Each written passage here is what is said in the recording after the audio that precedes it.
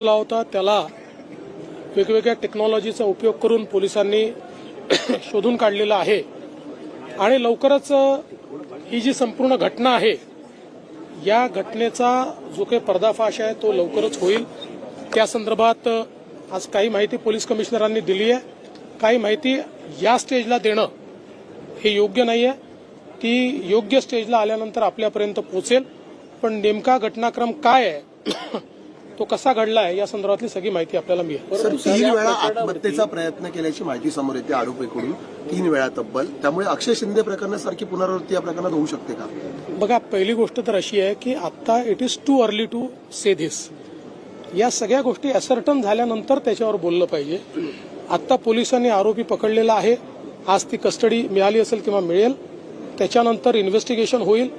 काही technical details आमच्याकडे आलेले आहेत, काही फॉरेन्सिक डिटेल्स देखील आलेले आहेत, त्याच्या सगळ्याचं कोरॅबरेशन होऊन मग या संदर्भातलं बोलणं हे योग्य होईल। मंत्र्यांकडनं कुठेतरी याबद्दलची विधानं येत आहेत ती आक्षेपार्ह मानली जात आहेत। संजय सावकर असं म्हणतात की ही घटना केवळ पुण्यातच नाही घडली तर देशभरात घटना घडतात। योगेश कदम म्हणाले की तरुणीनं प्रतिकार केला नाही म्हणून घटना घडली। मला असं वाटतं की योगेश कदम जे बोलले त्याला वेगळ्या पद्धतीनं घेतलं गेलं।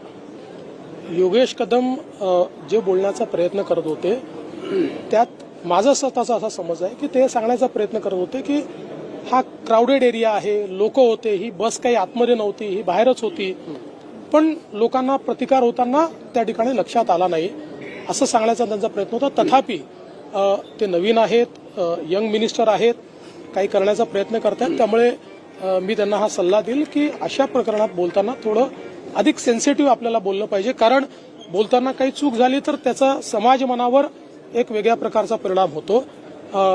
निश्चितपणे जेही मंत्री असतील किंवा लोकप्रतिनिधी असतील अशा घटनांच्या संदर्भात बोलत असताना त्यांनी सेन्सिटिव्हली बोललं पाहिजे असं सगळ्यांनाच माझा सल्ला असेल।